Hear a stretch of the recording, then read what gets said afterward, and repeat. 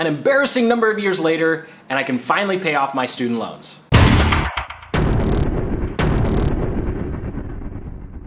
Hey everyone, today is a monumental milestone in my personal finance journey because I'm about to pay off the last $8,079.12 of my student loans, and then I'll be going through our 2020 Q1 expenses. So if you want to skip my personal celebrations, don't really care about paying off $8,000 of student loans, you can go ahead and skip to this timestamp where I actually dive into our financials. So I'm gonna dive into my screen here. I've already logged into my loan service provider. You can see here, $8,079.12 is what is left in order to completely wipe out the rest of my student loans. Now, of course, I think I started with around 25 or 30,000, and I actually paid off about $15,000 of student loans right before I graduated using money I'd made in the stock market. I actually used to be a really big stock market investing nerd and was almost a financial advisor, although that's for a different day. So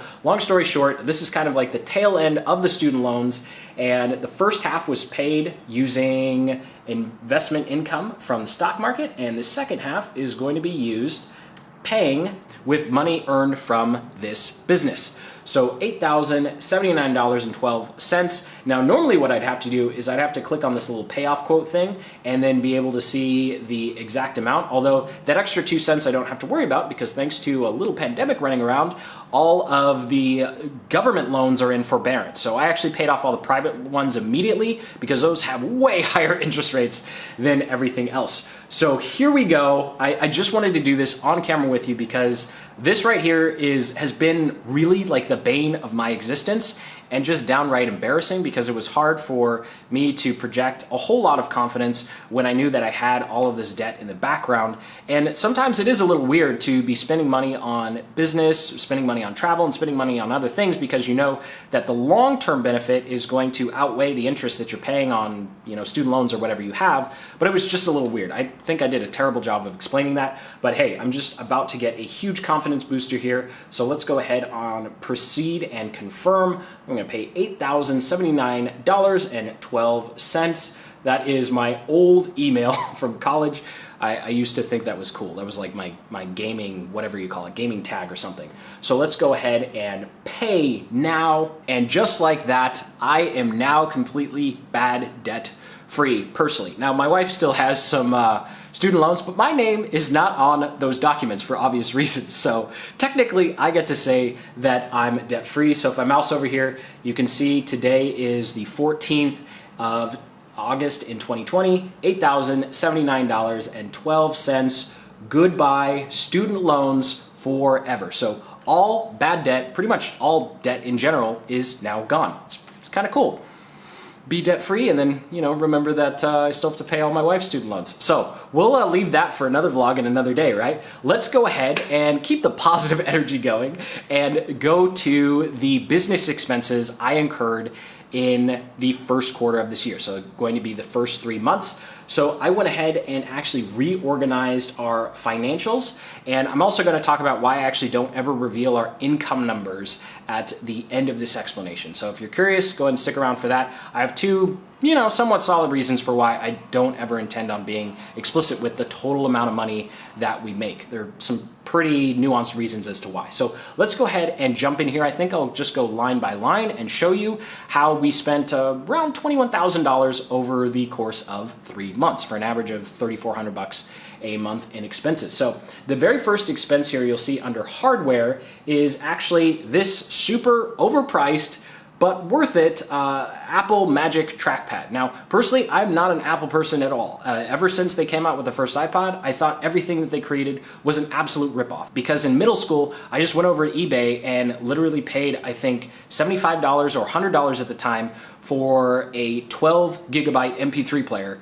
And of course the Apple iPod Mini or Nano, whatever it was called, the colorful ones, it was like $250 for 4 gigs. I just never understood it. However, I will say that compared to the other devices that I've had, the Apple trackpad has been really helpful. If you do a lot of graphic design, I recommend it. If you're doing video editing, the MX Master that I used to have is definitely better. It's just a match made in heaven for video editing, but I don't do that anymore because I have someone who's way better at it than I am do it for me, so now I just have to worry about graphics. So going on down the list here, I have G Suite for Business. If you've seen any of my G Suite reviews, I am a huge fan of the Google Drive and Google Apps for business. And of course, if you pay 50 to 60 bucks a month, that's for 5 to 6 people, you're actually gonna get all of the benefits. So something that we do to save a little bit of money is, I think we only have 6 or 7 actual G Suite accounts, and then everybody else just uses their personal and accesses the drives, and that's simply because once you have, I don't know, 5 to 10 people, it always seems to be changing, but 5 to 10 people,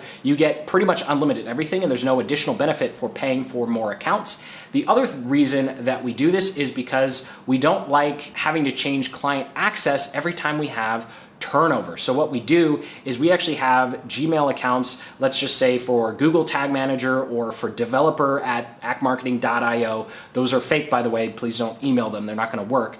And essentially we give multiple people access to those emails, and then those Google accounts are connected to our client accounts. That way, every time we have a new contractor or team member, we don't have to go to all of our clients and ask for access again, right? So that's probably way more info than you needed. I better speed up here. Otherwise, we're going to be here all day. So Recur, this is just something that we have to pay as an add-on for Basecamp. Basecamp's, I think, 1,100 bucks a year, and that's because Basecamp does not have recurring tasks. So that is the main reason I took so long to go to Basecamp, because it's just infuriating that they don't have that one little feature. They're so close to being perfect. They just need recurring tasks. And then other software expenses here, I just realized it said hosting and not software, are just random applications like Shift and Evernote, and then some sort of iPad thing that allowed me to mirror the computer on the iPad. That was a terrible thing, a terrible way to explain it. So anyway, moving on. Office supplies is just miscellaneous stuff, you know, books and whatever else you can kind of write off because it's a business. And then we go into team and contractors. I almost went through and split up team and contractors and all that fun stuff. And then I realized, you know what? If you want to see the super detailed analysis of how much we spend on each part of our business, then you can go ahead and just drop a comment below and we can do that in the future. I'll probably just do that at the end of the year. So we spend about just over $5,000 on contractors and team members. So that's everybody excluding myself and of course my business partner, Jesse, because those are distributions and they are part of shareholders' equity, not necessarily income and expense. And that's as much accounting as we need to go into for that. And then of course we have professional legal fees. These are pretty self-explanatory. Filing taxes gets expensive, right? So let's go ahead and go on to how much it costs us to run our content. So again, this is going to be all of the expenses we incurred in the first 3 months. Make sure you keep in mind that there are some expenses that didn't show up that we pay annually. So here we have domains and hosting. You know, I do have a problem with buying more domains than I need. I'll just leave it at that. I pay way too much money for domains that I might not ever get to use, but those ideas are on the wish list, and maybe one day I'll be able to do them. Please excuse the ambulance in the background. So then Canva, you know, when you use Canva, even the pro version of Canva, sometimes you have to pay for graphics, and I was working on something and I just had to have that icon, so I paid a couple bucks for it. And then Envato Elements and Epidemic Sound. Envato Elements, I highly recommend if you're doing anything creative. If you're looking for some sort of library of stock footage, stock video, and even WordPress themes and templates, Envato Elements by far has been the most bang for our buck when it comes to something like that, especially when you compare it to Epidemic Sound, which is $300 and they only give you sound, and then things like audio blocks and video blocks. Which, come to think of it, I think we've only used 2 or 3 songs from Epidemic Sound. So we need to, we definitely need to use that $300 way more effectively than it is.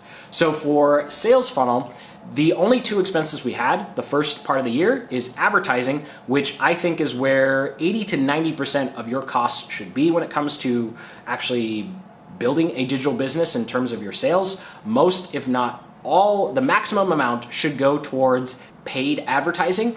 And then we had $10 a month for MailerLite's landing page plan. Now I think it's anywhere, I think we're paying 70 to 80 bucks a month, but that's because we've actually moved most of our email list over to MailerLite now.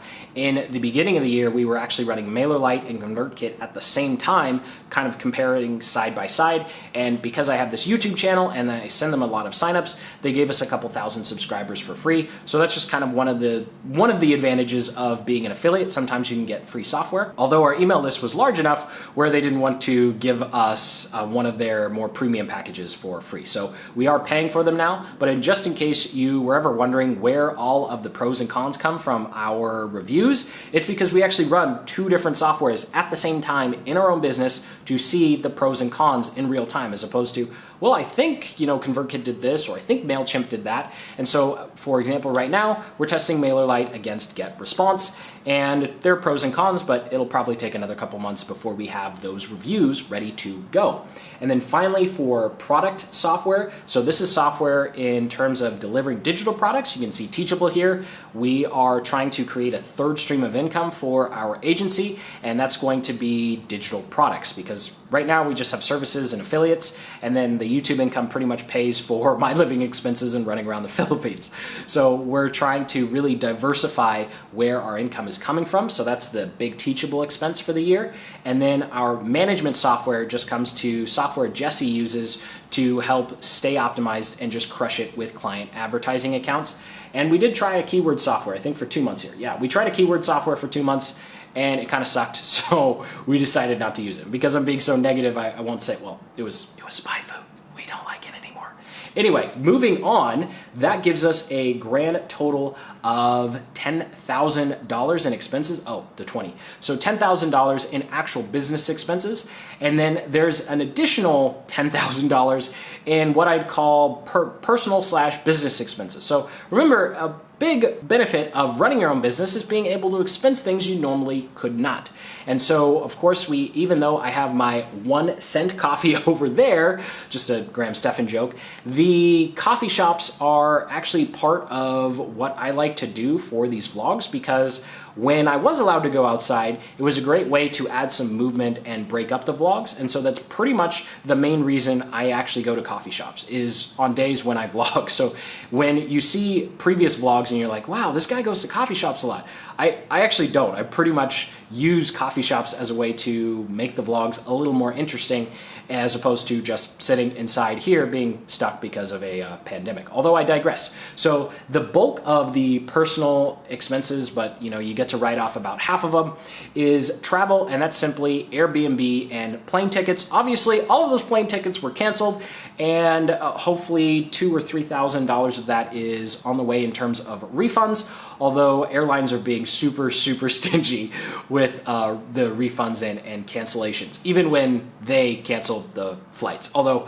I digress, if you've had to deal with that, I'm sorry, it's definitely not fun. So that's how we wound up spending $20,967.94. Oh, ESP, that's a Dave Ramsey joke, error someplace. There was $69.47 when I was copying over from our accounting software that I apparently missed. So there's an extra 69 bucks that we spent somewhere. But other than that, that accounts for all of the expenses we incurred the first quarter of 2020. And of course, at the end of the year, I'll be doing another big roundup and actually showing you all of the expenses that we've incurred and some more lessons learned. I think one of the biggest lessons learned here was obviously that software that wound up not being a good fit. I don't think we actually needed to spend money on this particular subscription because we wound up not using it very much. Although that's user error, that doesn't mean the subscription is not good. They have much better music than Envato and Audio Blocks. And then in terms of hardware and things we spent on the team, I already did a video on how almost $1,000 worth of the salary and wages could have been saved because of some bad hires and some bad work. So if you got some value out of this and you're encouraged by being able to pay off some student loans, and or if you have questions, go ahead and just hit that like button, comment below. So now, because I know maybe 2 or 3 people make it this far in this video, I'll actually address why I only talk about expenses and conversion rates and very, very specific sales numbers and I don't go super broad. So reason number one, and this is just something that personally terrifies me, it might not even be rational, is the worst thing that I think could happen to me as an entrepreneur or marketer or YouTuber is to wake up one day and find out that I am considered a make money online guru. That just absolutely terrifies me. If you want to know